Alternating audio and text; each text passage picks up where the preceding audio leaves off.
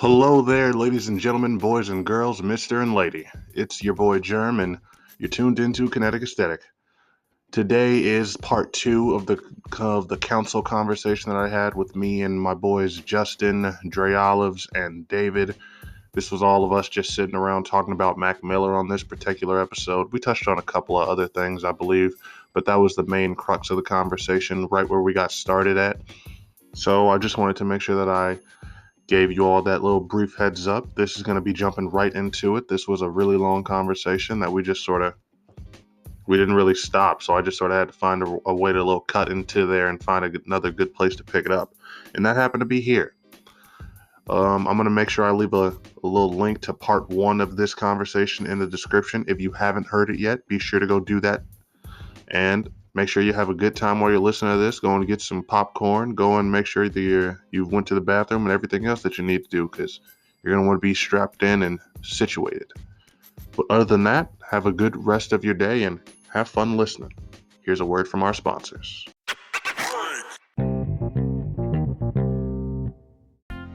Now, to continue on with Mac Miller and talk about him, I think the first thing that we got to do is we got to start and just think about the music.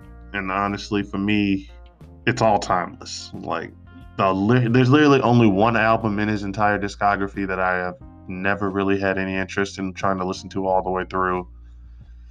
Blue Slide Park. Other than that, everything was like, okay, this was cool. At the very least, like, this was cool. Like, even the kids stuff. And I was still in my try-hard, edgy phase where I didn't want to like Mac Miller back then. I thought he was too popular by the time I'd heard of him. Kool-Aid and Frozen Pizza was a fucking jam. He had Watching Movies with the Sound Off. He had that song with Earl Sweatshirt, I'm Not Real. That was another fucking classic song for me. It was all great. Good AM was full of bangers. The Divine Feminine, that's one album if I would tell anybody who is not a fan of Mac Miller or just not a real fan of the normal rap or whatever, go try to give that a chance. It's just different enough to where I think you would be able to vibe with it. But I'm gonna just stop there before I go. I could talk about Mac Miller all day. Yeah. I literally could. Mm-hmm. Andre, what's your favorite I'm Not song? Real, man. That's my favorite song by him. And I agree with you. Rivers in Japan. Yeah, asking for a rack, so I ran. Like, that bar is crazy, dude. It is, and that's the thing about Mac. He is the heck in that song. For as much shit as he got put on him when he first started, he just got around the heaviest spitters. He got around the coldest motherfuckers with a pen, and he just owned his craft. He earned the respect of Vince. He was earning the respect of Earl Sweatshirt. Earl Sweatshirt is not like he was. Even when he was in Odd Future, motherfuckers respected him as just a crazy lyricist. Yeah, one of the best. So it's not much you can really. The GOAT. Oh, GOATED, dude. I don't like shit. I don't go outside. That's my shit. He is another one. It was that little trio of Vince, Mac, and Earl. That's a very dangerous trio of rappers right I'll say Mac Miller. I love Mac Miller. For a lot of reasons. He introduced me to a lot of artists with the people he was affiliated with, right? When Watching Movies with the Sound Off came out, that's when it really clicked. I'm a fan, right? So I saw his Live from the Space. I forgot the tour in Milwaukee, and that's where I first heard of Vince Staples, because Vince Staples opened from him. Pretty sure he was playing Blue Suede or one of those, one of his earliest shits. And then Earl performed Hive. And that song goes stupid dumb. Stupid. And then he had Chance. And that was before Chance was big. I think Acid Rap literally had just dropped that summer. Or the spring leading up to that summer. And it was just crazy. It was just a crazy experience. And then when he performed live, he performed at his best, and it's a smaller venue. But he performed at his best. He took a picture, I think he put on Instagram, where he signed his name at the rave. 8 years or it was several years ago when he was just starting off, and he was they had a little stage for small artists to perform, and one of our friends was performing there. And he said the last time he was at the rave, he was at that little stage. So it was cool hearing that. And then the second time I saw him live, he was at our university. Justin, did you go to that? Justin, David, did you guys end up going to that? I went to it. I didn't go. Bro, he performed. You would assume it's a university concert, right? It's gonna be short, whatever. He performed like it was a fucking stadium. Yeah. And I had nothing but respect for that. And then also, like, some of my buddies were asking him to perform He Who Ate All the Caviar. And he even said it. He was like, this is not like on our set list or anything, but a lot of you guys were tweeting this to me. So, he started playing that song. It's just like, that just showed like who he was as an artist. Like, just such a great performer, a great artist, and just like a good dude. Like, a real solid dude. Like, how many big artists, like, who were as big as him at the time, would have done something like that? Listen to Twitter replies. I know I wouldn't, because I'm a piece of shit. There goes Andre with that self-depreciating humor. What a rascal. But no, you're right. That is one thing about Mac that I always respected. He just had a good heart, and it showed. He wore it on his sleeve. I never got to see him live. So I really do wish I could have. I really do wish I could have. That was one. He was a performer. He was one of those few artists, and he had earned, because he had been independent for so long, and then he earned that one deal with I can't remember what the name of the company he was with. It was not Capital, but he had signed some type of $10 million deal. It was real nice. He was just doing a lot of good things for himself, man. Yeah. How'd you feel about him, Dave? Man, what's up? How'd you feel? So, I feel like everyone else feels. Like, coming up, fucking, I think Mac started popping up like early high school, maybe late middle school for us. Mm-hmm. And then, so it's always kind of like one of like those artists that you grew up with, and then you like, at first, like, it probably honestly didn't really mean like that much. Like, the lyrics didn't really mean that much to me when I was like around that age. But now that I'm just like around college and like preparing for this concert, like, I was just like, damn, like, a lot of his shit like hit heavy, and I was just like, and I feel like I would say he had like a unique sound to him, like, that I haven't really heard in like many artists. And so like, I don't know, like, he can like hype you up, but he can also like bring it down. Yeah. And it's very unique, and like anyone else would say, like, probably gone too soon. Like, definitely. To see where that man would have gone nowadays would have been insane. Was he an artist you listened to a lot, Justin? Or you're too familiar with? I'm not too familiar with the discography, but I heard a lot of his features and a lot of his songs individually, and I've always like what I've heard in his like media presence. This is like a character. I thought he was a really substantial, cool person. Mm-hmm. Sad to hear that he had passed away so early, because I saw how much like potential he had. And I've heard his music like since high school. He was still getting respect to this day. On Young Thug's last album, he had him featured on one of the songs. That was one of the best songs on that album. It was just he had a special voice, man. Like, people don't understand. We were talking about people who had very genuine, unique connections with their fans before. Mac was another one of them. I think that's really what separates the giants from just the everyday rappers nowadays, and Mac had that quality. It's just something special. Again, that's why it makes it so sad that he lost his life as early as he did. Yeah, man, that drug shit's fucked up. Mm-hmm. So fucked up honest. But yeah, Jerm, how'd you feel about it? I feel like his media training, he was like one of the funniest motherfuckers to interview. Oh yeah. I hope that I can meet as many rappers that are like Mac Miller, and just not the other way around. Because a lot of people just, I don't know, feel like Tyler levels. I'll say Yeah. Tyler's close. He's a comedian. Tyler's close. Tyler's funny as shit. No, I remember there's an interview with Mac Miller where they're like, he was like, I don't know, man. He was like, I feel like a lot of people who are like, who say I'm their favorite rapper. I don't think he was saying they're racist. He was like, you just gotta be. He's like, there's better rappers out there. He's like, you ask them what their top 5 is. They say me, Macklemore, Asher Roth. It's like, it's a trend. Nice connection I had. Oh my gosh. It's a trend. Better rappers than us. Macklemore and Asher Roth. What happened to them? Asher Roth. Asher Roth was like Asher made Roth. terrible music, but he had skill. He was like a good rapper, but I felt like he couldn't make songs. I feel like that might be it because I feel like he actually faded back into relative obscurity, but I don't think he ever truly went away. Like I do remember hearing his name come up again with albums like and even as back as 2020 or 2021. So he's still making music for somebody. Wow. Honestly, he's made good songs. I love college songs. It's I hated that song. That wasn't good. That wasn't good, Justin. That was not good. It wasn't good, but it was so bad that it was good. It wasn't even so bad that it was good. It was bad. I got so burnt out of that song after freshman year of college.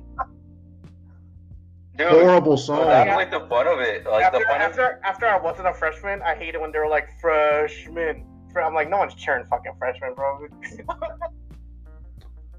Do something crazy. Do something crazy. Bro, I hated that part. I'm gonna just say this. That song was ass. That was not even the best song on that album, which was what pissed me off about it because, like, you made better music on this. He had a song with Busta Rhymes on that album that was actually decent. But I don't know. That's how they marketed him. And that's why he got typecast. But he got typecast. And then, like, he was like, if you heard some of his other music, he was a good rapper, but man, the songs were just not good. Does that make sense? No, yes, it does. It's what Eminem is now. Oh, yeah. It's like you're a talented rapper, but man, the music you're making is just not there. It's... Give me stars on that. Ravenous, clavitous, super tabbitous, tabbitous. Clapless, clapless, clapless, rapless. The rabbit capital. And then a bop, and a bop, and a bop, and a bop, and a bop, and a bop. That's all the shit songs. Like, why are you so angry, bro? I'm dirty. Here's my thing with Eminem. I personally feel like he lost the sauce when he got off the stuff. And you know what? I'm glad. Exactly. That's exactly where I'm going with this. That's where I'm going to end it at when it comes to that aspect. Because I feel like he's gotten such a better and healthy spot. He's just rapping to rap at this point. I'm happy he's still alive. I wish he stopped making music though. But he doesn't care about protecting his legacy. He just literally wants to release some music. Yeah, I think he just likes doing it. Yeah, I wish he didn't like it anymore. But like, did you guys hear the song for Venom? Venom. That's all the song. Oh yeah, dude, I hated that song. I'm not gonna lie. That song made me want to throw up when I heard it. Like growing up, like Eminem was probably up there on like favorite rappers for me, but yeah, I agree. Like he fell hard. Like the Marshall Mathers LP and shit like that they're bangers. Even listening to it now, it's like it's weird shit he's saying, but it's a good song. But yeah, I think he lost the sauce after he lost the sauce. You know, I agree with that wholeheartedly, and that's okay. I like it that way. That's why I like Kid Cudi. Like Kid Cudi as a person annoys me now. But I'm glad he's not like fucked up as much as he used to be. That's how I feel about all the rappers. Oh, go ahead, Justin. Why does he annoy you, Andre? Okay, I'll say it. He acts like a baby on Twitter, dude. It's so weird. He's like mid-30s at this point, almost 40. Like at a point when you have to look at someone's age and be like, okay, bro, you gotta stop talking like this is embarrassing. I get you're a millionaire, you live a different life, but like have some dignity as a human. I agree with Andre wholeheartedly because after a certain example, read off an example. Let me go on his Twitter. I feel like I can just read his Twitter. Hey, that should be a new feature. New segment. Just A new segment. Yeah, that's what I'm trying to say. A new segment. Roasting artists off their Twitter accounts. I need to hear this. Yeah, so his Twitter name's The Chosen One. He did come. Oh, and you know what? I already know a perfect one without even Andre having to read. He came out and said, "I'm the most hated man in hip hop. Oh my! I'm the most hated man in hip hop right now." Like he just came out and just declared himself. Everybody hates me the most. Everyone's always talking shit about me. And even though I somewhat agreed with him at a certain point, it's like, bro, shut the fuck up. This goes back to what I was talking about with like the baby. Just shut the fuck up. He spells thanks with an X. Thanx. Thanks, brother. And then when people say how much they love him, he responds with a crying face emoji and a prayer hand. Oh, so like some basic stuff, huh? No, David. Hold on. Let's go, baby. I'm about to put on my jersey tomorrow. That's not what I'm doing. She's the sweetest. Heart emoji face. Is that his mom? No, it's Kelly Ripa. That's not even his mom. And just to be clear, we're not saying fuck Kid Cudi. We're just saying crying face, prayer hands, love. I'm not gonna lie. I'm a firm believer of just let people do what they want. Like just it's none of my fucking business, none of my problem. But yeah, some things are just. I'm like that for everyday people. I'm not like that with celebrities because they like attention. That is true, though. So if you like the attention, I'm gonna tell you what I think about the way you behave. Sometimes it's just cringy. Yeah, it's like you're making me cringe, man. Like every time I see him retweet, it's like some melodramatic shit. I'm sorry, dude. He tweets like 20 things a day, so it's really hard. Oh my god, I'm only 7 hours in and I've been scrolling for a while. Andre's dude, about. I thought I was multiple days in. This is like just 8 hours now. God damn, dude, there's nothing needs to get off Twitter, man. See, this is another thing that I could talk about right here. Why the fuck do something? You know what the worst part is? You know there's not like a PR person doing this. This is him. That's what I'm gonna say. This is my thing with these celebrities that like to complain about the hate they get online and being the most hated. Motherfucker, cut your phone off. Get off Twitter. Get off social media. Get off Instagram. These motherfuckers are not in your face. They're not real. Tyler, the Creator, made them iconic. It's iconic at this point because of how underutilized it is in terms of advice. Fuck, you're getting cyberbullied. Just walk away. Just walk away. Just cut off the screen. You don't have to look at that. You're choosing to look at that and take in that negativity to yourself. I feel like that's true for like adults and like artists, like you know what, like famous people and stuff. I feel like that applies to them mostly. Like in high school, I feel like it's hard to walk away. You know, with how technology is now. But I feel like as a grown-ass adult, as a grown-ass artist, just walk away, man. You have other things you can do. Pay your rent. I don't know. You need criticism no matter what when you're a celebrity. Yeah. Drake gets all the criticism in the world. Kendrick Lamar gets all the criticism in the world. It doesn't matter if you are at the top, no matter what. J. Cole gets so much criticism. Like when he drops an album, the meme. Because you know, there's like the people that think he's boring, right? And I think sometimes his music can be a little, right? But the memes online, like they're like when the new J. Cole album drops, and it's like the video of Peter when he like just falls asleep immediately. Nobody laughed at that, Andre. I mean, I'm saying he doesn't go on Twitter complaining. I think the only time he complained was when he was beefing with No Name. True. But we'll see. I don't. That was also a weird thing for him to get in a beef about. But I digress. I feel what you mean. I mean, I don't think he was. What do you even call that a beef? That was really just him just having a little conversation with it. That was not a beef. And I mean, they didn't really. They were making songs about one another. I'll say it was a little beef.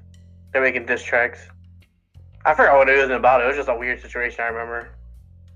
It was about something about she had called him out for for not doing enough, for not being there and supporting people on the front lines during the protests and everything. Oh, yeah. He had to come out and say something about that. Which was not necessarily something that I feel like you need to. We got to stop putting these artists on the pedestal. We have to start putting celebrities on the pedestal. I'll say if you're an artist that talks about social issues and then you're not too broad spoken during civil rights like causes, that's a little, I think that's when you kind of open up yourself to some of that criticism. But if you're like Kodak Black and you're like, why aren't you marching? I would never expect Kodak Black. You know what I mean? Like, I think if you're an artist that puts yourself in like that area where you do talk about social issues and like bring them up, and not like regularly, but a consistent enough basis, I think you kind of open yourself up for that criticism. I get. So I think it makes a difference, though. I don't know. I don't care. I also just agree with what Kendrick said, though. I feel like sometimes what if you don't trust the people that are in charge? What if you don't trust what if you want to do your donation to do your helping in private? Some people, it feels like, always want to just have be there in public. They want to make sure everybody knows they did something good. I'll say if you know what you're donating to and you know your money is going to the cause, when you make it public, especially if it's like a smaller thing, that elevates the message and elevates like people to know where to go to a trustworthy resource.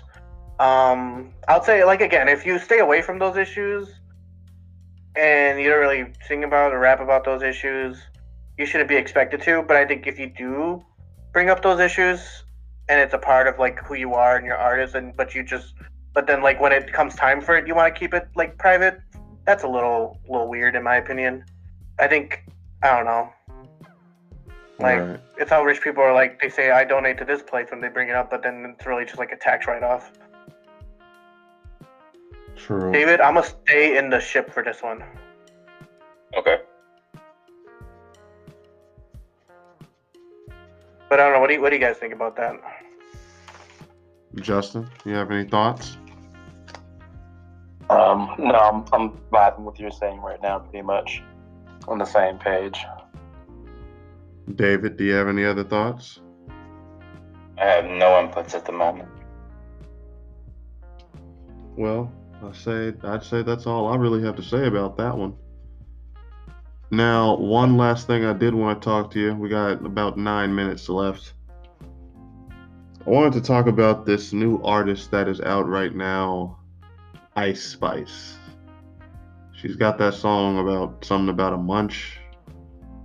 You thought someone was feeling you, you are a munch, something like that. Now, I want to talk about her because I just want to talk about something that I've noticed with the way the music industry is just promoting all of the women that are coming up. It's like they don't know it's like nobody understands artist development. All these women are being put in these positions to fail, basically. And I don't know how far along Ice Spice is in terms of being signed, what type of her label situation could be. But the fact that she's been out here doing all these high profile shows, she basically doesn't know how to really perform well. And to be honest, she just doesn't seem like she's that comfortable being a high profile rapper. The only reason she's really getting noticed like that is because Drake flew her out for OVO Fest. I haven't. Oh, sorry. Continue. I have yet to fully listen to her song. Have y'all? Let me ask y'all before I go any further. Let's do it. I heard it. It's pretty good. Yeah, I like it. I will say it sounds like you're saying they're setting her up for fail by putting her in these big shows and she's not performing the best. Yeah. I'll say that's very common for artists. If you look back because I followed Kendrick Lamar very early on in his career, and when he was doing shows with Dre or bigger venues, when he got booked for just big ass venues and festivals, he was known to be a bad performer. He was known for being shit at performing. That's what was a big thing. People would be like, yo, you don't really want to see Kendrick live. It's not, it's just not there yet. So I think what's going on, it's just a natural development of an artist, if I'm being honest with you. Yeah, I think like they gotta get comfortable. Yeah, like they're not gonna build up like these small venues, medium venues, and then all of a sudden the large venues, all that training is gonna lead them to it. I think once you're at a large venue, it's always gonna kind of strike you that like, damn, that's a fuck ton of people. You know what I mean? So I think it's just a natural part of the artist progression and artist development. But what do you think of that? I just feel like, I don't know. I feel like I was reading an article about the way they're just handling a lot of women nowadays coming up in the industry. They were talking about Chloe Bailey in particular. You know, Chloe and Haley and Chloe, the two sisters. She's the one that went solo and is focusing more on her music. Haley's focusing more on acting, being the Little Mermaid. And Chloe's been pretty much become a sex symbol at this point. Mm-hmm. And they were talking about how her team has basically made her into such a damn meme with just all the extra shit that she was doing just to become the next Beyonce, when they really should have just been focusing on her being the music. And then what they pointed out was that they did the same thing with Tinashe. They did the same thing with a lot of other women, and it's just, they were just talking about it's like very piss poor artist development, especially when it comes to women nowadays in music. They force them into high profile situations where either your music hit or we gonna drop you, or they just don't know what to fucking do with you. Yeah, I mean, I think that's like just like the issue with like sex selling, especially when women are artists, right? I think it's like a tale as all the time. Like, if an artist is big enough, you know, eventually they're going to be in the cover of like a magazine with their tits out because their agent, you know what I mean? I agree. But I agree. I think it does kind of pigeonhole them to be like a sex symbol more than an artist. Sometimes, you know, like there's artists like Cardi B or The Stallion that find a way to like empower themselves with that. But I think you're right, where like it just kind of ends up, a lot of the girls, that just ends up what they are. It's unfortunate, but I think it's also like what a lot of the market is with men in general. I don't know, that's kind of fucked up to say, but I feel like that sometimes plays a part too. That right? is like, what there's a reason why they do that, and it's not the best reason, but it's probably just the best profitable reason for them. In theory, right? Not every. In theory, not we every. Don't know because my fault. Because your point is a lot of them got dropped. So is it really that profitable? Right? Right. Or is it just we've been so used to that they think it's profitable? Justin, do you have any thoughts on this? David, you too? No, I feel like guys get a lot more shots than girls do in those types of situations. Kind of like, it's either there or it's not. The girls, like you were saying, and they don't have as much opportunity, especially, you know, say like sex sells and like might be getting exploited for certain things and blackballed in certain situations. That'd be harder to them really to kind of get their true artistry out there. And I think Cardi B did it right. Meg Thee Stallion, I think they have some pretty good PR and some teams. They're trying to get them better labels, and I think they need better representation instead of like rushing them out there and getting them to sign these 360s or whatever type of bad deals are, where they're stuck and paying them 80% and they start grossing them a lot more money. You know how the labels do. They go and get people that ain't really had no money in front of them. They go and get people that they can get to sign. They go, even if you have the talent, unless you are undeniable like Drake was, or like somebody that's already established like a Bad Bunny, they're not going to bend over backwards to sign you. They're not. So you thought they was feeling you. You're just a munch, right? I don't know how that song goes. I think that's how it goes. I ain't gonna lie. Yeah, she says a word in between it that I can't say. Do you guys know what she means by that? You're just a munch? I don't know. It sounds funny. It sounds like something that you say in Brooklyn. Like a twerp. I think, because this was my coworker insinuated what it was, but she didn't say it outright. I think it's like, oh, you're just someone that was eating my pussy. I think that's what it was. Yeah. Yeah. She was like, you thought I was feeling you? Nah, bro. You were just here to give me top. I'm collecting the treasure as they come, David, by the way. Sorry, I know that's Wild transition. That's why I have to apologize. The wildest transition from just what you just said to that. Top 10 wildest transitions in history. All right, we got about a minute left. So, yeah, that's all I really have to say on that. Did anybody else have anything else they wanted to add? Let's see. Let's see where she starts going from here. I mean, she's coming up at the same time as Glorilla from. I think she's from Detroit. She sounds pretty good so far right now too. So let's see. I know she just got a feature with Cardi B. Ooh, that's gonna be a wild song. This is like a video they dropped. It was like the top where it was dropped. So like, I heard like the snippet of it. It was pretty good. So see how far she goes. There's a word for her type of rap. It's pussy rap. Is that the word? That is a word. Pussy rap. I'm gonna leave y'all on that. When did that come out? I don't know. I'm gonna leave y'all with this word. Men like pussy rap.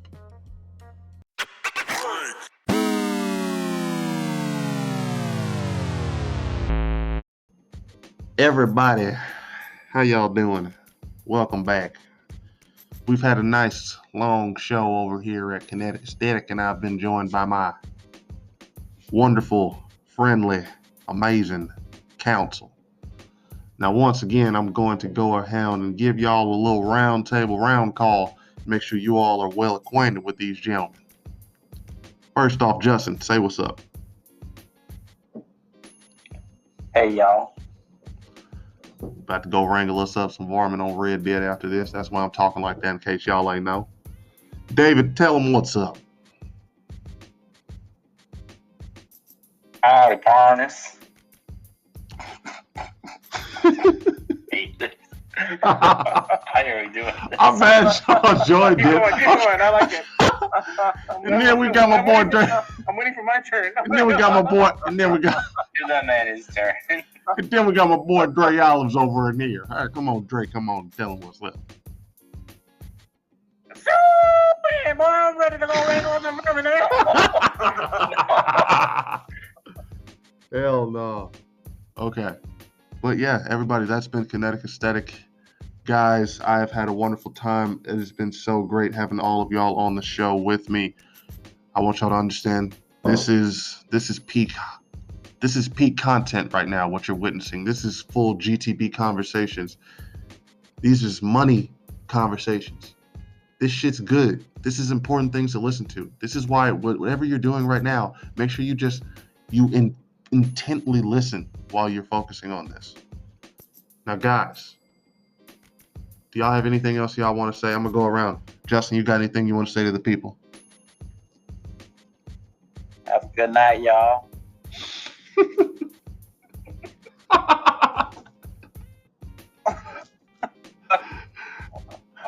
Andre, do you have anything you want to say to the people? Yeah, have a good night, y'all. Thank you for he came in late. Otherwise, we didn't hear the beginning of it. Now, David, is there anything you want to say? Yeah. We're some fucking cowboys right now. We're some fucking cowboys. Get on now. Get. Now, one thing I don't want to take that hole no more. What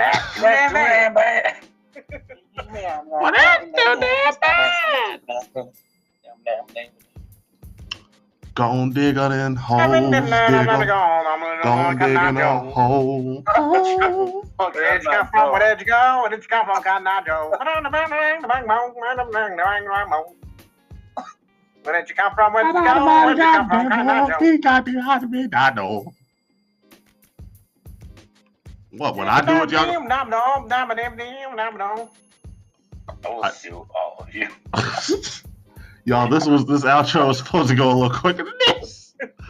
But I want to say, if you've had fun listening to us just talk shit the way we have right now, make sure you click like, follow, subscribe, do whatever you have to do on your streaming platform.